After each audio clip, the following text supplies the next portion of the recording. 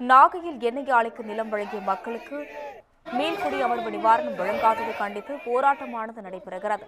CPCL நிறுவனத்தை முற்றுகையிட்டு 3 கிராமங்களைச் சேர்ந்த மக்கள் இந்த போராட்டத்தில் தற்பொழுது ஈடுபட்டு வருகின்றனர். நிலம் வழங்கிய மக்களுக்கு உடனடியாக நிவாரணத் தொகையை வழங்க வலியுறுத்தி முழக்கங்களும் இந்த போராட்டத்தில் எழுப்பப்பட்டது. நிறுவனம் இழப்பீடு வழங்குவதற்கு அரசு உரிய நடவடிக்கை எடுக்க பாதிக்கப்பட்ட மக்கள் தற்பொழுது கோரிக்கை விடுத்துள்ளனர். இதுகுறித்து கூடுதல் விவரங்கள் வழங்குவதற்காக செய்தியாளர் சுகுமாரன் இணைப்பில் உள்ளார். வணக்கம் சுகுமாரன், இதுகுறித்த விவரங்களை பகிரலாம். வணக்கம். நாகை மாவட்டம் பனங்குடியில் மத்திய அரசின் பொதுத்துறை நிறுவனமான சிபிசிஎல் எண்ணெய் ஆலை செயல்பட்டு வருகிறது. எண்ணெய் சுத்திகரிப்பு ஆலை விரிவாக்கத்திற்காக மத்திய அரசு 31,500 கோடி ரூபாய் நிதி ஒதுக்கியது. அதனைத் தொடர்ந்து பனங்குடி, கோபராஜபுரம், நரிமணம் உள்ளிட்ட 4 கிராமங்களைச் சேர்ந்த 570 விவசாயிகளிடம் 620 ஏக்கர் நிலம் கையகப்படுத்தப்பட்டன.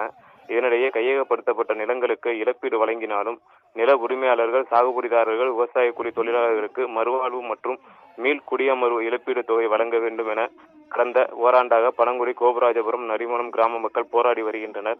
இந்த நிலையில் எண்ணெய் சுத்திகரிப்பு ஆலை விரிவாக்கத்திற்காக நிலம் வழங்கிய மக்களுக்கு மறுவாழ்வு மற்றும் மீள் குடியமர்வு இழப்பீடு தொகை வழங்காததை கண்டித்து இன்று நாகை மாவட்டம் பனங்குடியில் உள்ள சிபிசிஎல் எண்ணெய் ஆலையை முற்றுகையிட்டு அப்பகுதி மக்கள் கண்டன போராட்டத்தில் ஈடுபட்டனர்.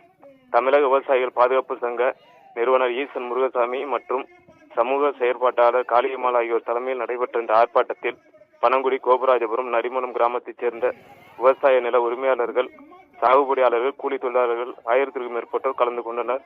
போராட்டத்தில் நிலம் வழங்கிய மக்களுக்கு உடனடியாக நிவாரணத் தொகை வழங்க வலியுறுத்தியும் மறுவாழ்வு தொகை வழங்க மறுப்பதை கண்டித்தும் கண்டன முழக்கங்கள் எழுப்பப்பட்டன.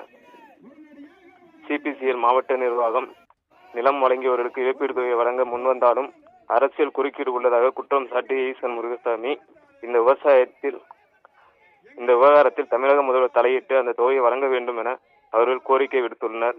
எண்ணெய் ஆலை முன்பு தொடர்ந்து இழப்பீடு தொகை கேட்டு இருதரப்பு விவசாயிகள் மாறி மாறி போராட்டம் நடத்துவதால் சிபிசிஎல் நிறுவனம் நடத்த முடியாமல் இருக்கிறது, வெளியேறுகிறது என்ற குற்றச்சாட்டை மறுத்துள்ள போராட்டக்காரர்கள் தாங்கள் நிலம் வழங்கிய சிபிசிஎல் நிறுவனமே தங்களுக்கு ஆரண்டார் தொகையை வழங்க வேண்டும் என வலியுறுத்தியுள்ளனர்.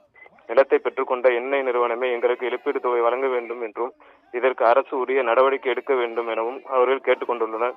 3 கிராம மக்கள் போராட்ட காரணமாக அங்கு டிஎஸ்பி ராமச்சந்திரமூர்த்தி தலைமையில் 100க்கும் மேற்பட்ட போலீசார் குவிக்கப்பட்டுள்ளனர். விரிவான தகவலுக்கு நன்றி சுகுமாரன்.